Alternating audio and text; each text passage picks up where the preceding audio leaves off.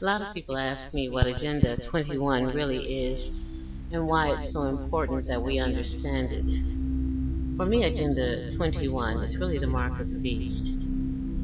It's a global action by officials of the United Nations that elevates nature above man. Its components consist of the following concepts.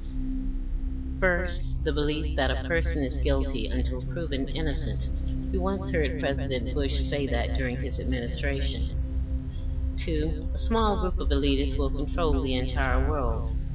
3. Sustainable development signed into law by George Bush Sr. and established by President Bill Clinton puts an end to massive population growth. Actually, this means depopulation. That means making sure that there are not too many children born in the world. It puts an end to sovereignty. The nation's vote will actually be taken away.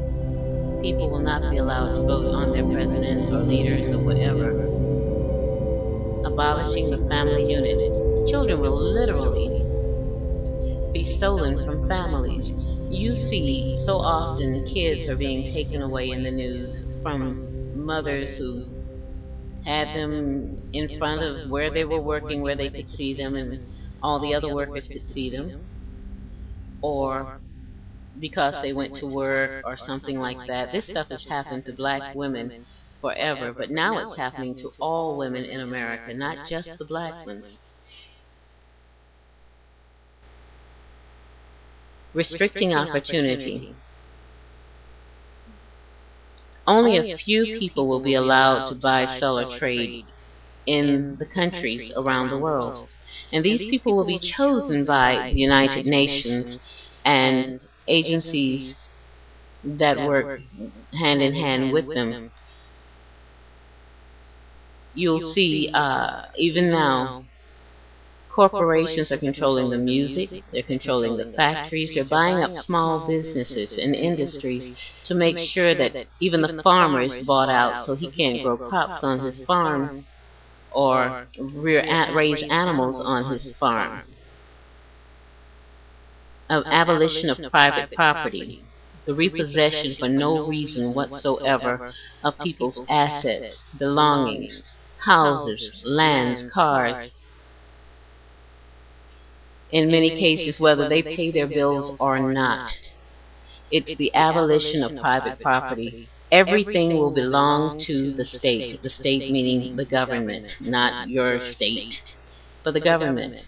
And that probably will include your state's assets as well. Number 5, undermining the family. That's training children to turn on their family for the state, in favor of the state, worshiping the government, turning away from God, turning away from any values that's righteous or that was taught to them by their family members. This is, to me, one of the most dangerous things because Hitler did this just before he started his campaign of terror against the Jews and against all those who were different, because people don't realize that he also attacked gays, lesbians, people of different religions, and people with religion, for that fact. These, number 6, destroying inalienable rights.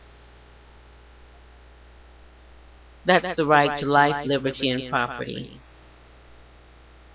7, humans settle into settlement zones. That is, taking people's homes and relocating them into zones along stretches of railway. I'm not even sure what that's all about, but that's what they're doing now, relocating people from the West Coast to the East Coast. And you'll see droves of people in areas that they had never been in before. Where I live, so many people have been relocated to this area that there's really no further culture. When Peter Jennings was alive, he came down to South Carolina to ask questions about this. And of course, as with DJ AM and a few others, He didn't last too long after that. Not saying anything in particular, but it is very strange.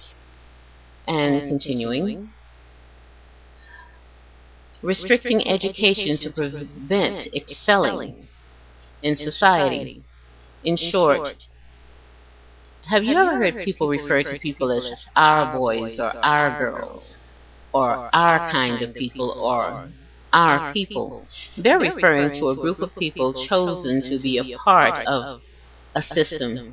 Whether they excel or not, they're placed in leadership positions.